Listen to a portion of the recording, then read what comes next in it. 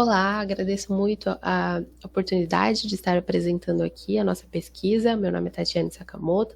A pesquisa foi feita em conjunto com o professor Armando Traini e a nossa pesquisa é sobre as metodologias de cálculo adotadas por empresas de projetos para o dimensionamento de água fria. Aqui uma pequena introdução, né? O ponto-chave dentro da nossa pesquisa é a modificação que aconteceu na NBR 5626 para instalação predial de água fria. Na NBR, a partir de 2020, houve alteração em que é possível aplicar qualquer método de dimensionamento desde que ele esteja dentro dos padrões técnicos e hidráulicos estipulados na própria NBR. Anteriormente, a NBR estipulava que esse dimensionamento deveria ser realizado pelo método dos pesos, e justamente esse era o método mais utilizado também nas universidades, faculdades ao redor do Brasil. E nós enxergamos nessa modificação, né, da NBR como uma possibilidade de aproximar agora tanto o ensino quanto o mercado, para que seja possível identificar quais são os métodos que são utilizados agora no mercado com essa nova gama de possibilidades e possivelmente esses métodos possam ser ensinados, né, dentro ali do âmbito acadêmico. E a nossa principal ferramenta para isso, para disseminar a nossa pesquisa, foi a internet, que possibilitou entrar em contato com projetistas pelo Brasil e até em outros países. Em relação ao objetivo, o nosso principal objetivo é compreender quais são os métodos de dimensionamento de vazão mais adotados no Brasil para os sistemas prediais de água fria, uma possibilidade ali de expansão também para a Bolívia e para a Suécia, e também e principalmente aproximar, né, o mercado e o mundo acadêmico. Em relação à nossa metodologia, nós utilizamos a plataforma Google Forms para a aplicação dessa pesquisa. Ela foi enviada através de e-mails que foram disparados para vários projetistas autônomos e também empresas especializadas em projetos hidráulicos e de sistemas prediais.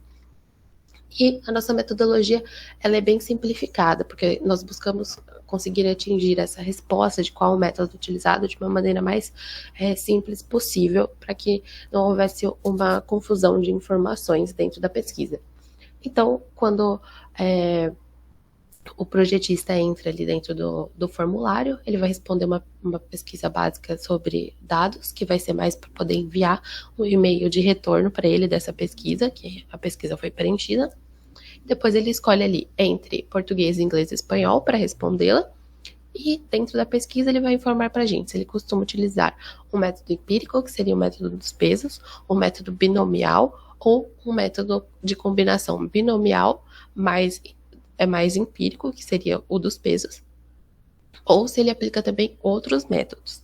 E de toda forma, no final, eles vão cair numa caixinha perguntando por que esse método foi aplicado, e uma caixa de comentários também, para se caso eles queiram deixar ali algum comentário adicional sobre a pesquisa, alguma sugestão. Em relação ao desenvolvimento da nossa pesquisa, né, ao longo dela foram convidadas 60 empresas do Brasil e 4 empresas internacionais a participar. Em relação ao Brasil, nós tivemos uma taxa de retorno consideravelmente baixa, que ela estava menor do que 30%. Nós entendemos que talvez essa taxa pequena tenha acontecido por conta da confiabilidade das empresas em relação a uma pesquisa que está vindo ali de um formato de internet, né, um formato um pouco mais distante. Sabemos que empresas geralmente têm, né, ali dentro delas sistemas para que não aconteça um roubo de informações, né, para que elas não caiam em spams. Então, talvez da mesma forma em que a internet possibilita que a gente alcance muitas empresas ao redor do Brasil e até fora do Brasil, ela também traz essa limitação, que é a limitação que é muito diferente a confiabilidade de você ir pessoalmente numa empresa, né, e explicar o porquê você está fazendo aquela sua pesquisa, e explicar a mesma coisa numa forma de e-mail, né. Mas do retorno que nós tivemos do Brasil, foram ao total 16 empresas. Então, nós tivemos 3 projetistas de São Paulo, um projetista de Goiás, um de Minas Gerais e um de Rondônia. Já em relação aos participantes internacionais, nós tivemos uma empresa da Suécia que obteve resposta também, e 3 empresas da Bolívia que também nos trouxeram a resposta. Então, nós tivemos da parte internacional um 100% de retorno, apesar do número de empresas que participaram ter sido menor.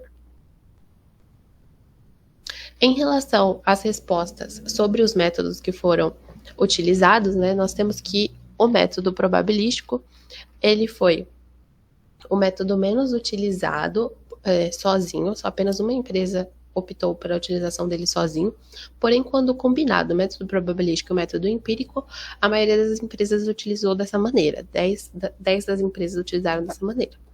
Já o método empírico, ele foi utilizado por 9 empresas, ele sozinho, né, sem a combinação com o método probabilístico. Em relação às simulações, né,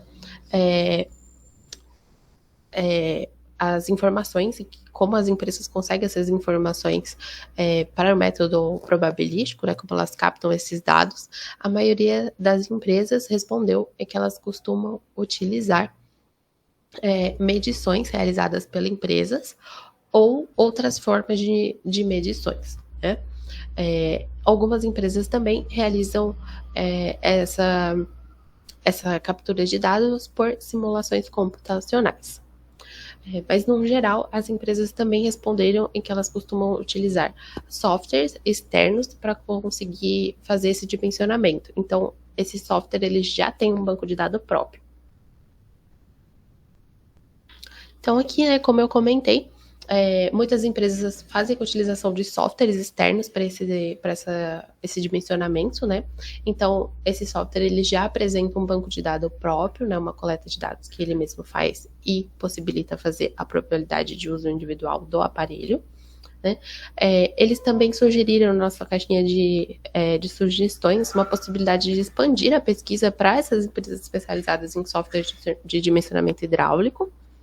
E também comentaram que o método empírico ele pode ser mais utilizado pela praticidade e familiaridade, porque foi também o método que foi ensinado durante a faculdade, então é o método que a maioria dos projetistas tem conhecimento e familiaridade.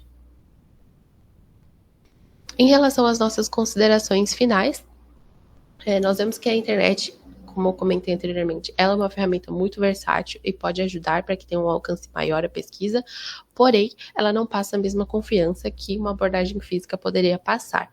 Porém, para a abordagem física, a gente precisa estar em todos esses estados, o que dificulta mais a pesquisa, né? Porque, como podemos ver, mesmo fazendo essa pesquisa pela internet, o estado que teve mais respostas ainda foi São Paulo. E nós podemos ver que mais de 50% dos projetistas fazem uma combinação dos métodos, né? Utilizam o método dos pesos com um método probabilístico. Isso porque muitas empresas utilizam primeiro o método dos pesos, depois elas fazem uma conferência desse dimensionamento com o método probabilístico. Mas conseguimos perceber que existe uma tendência muito grande no mercado para ser mais receptivo para os métodos probabilísticos e, muito provavelmente, agora com essa mudança da NBR, isso deve abrir muitas possibilidades para que o dimensionamento de água fria seja realizado agora com métodos probabilísticos, então que esses métodos também existe uma possibilidade muito grande deles serem mais ensinados e tratados com mais frequência, tanto no âmbito acadêmico quanto no mercado. Aqui estão um pouco das nossas referências e eu gostaria de agradecer pela oportunidade novamente de estar apresentando aqui a nossa pesquisa. Muito obrigada!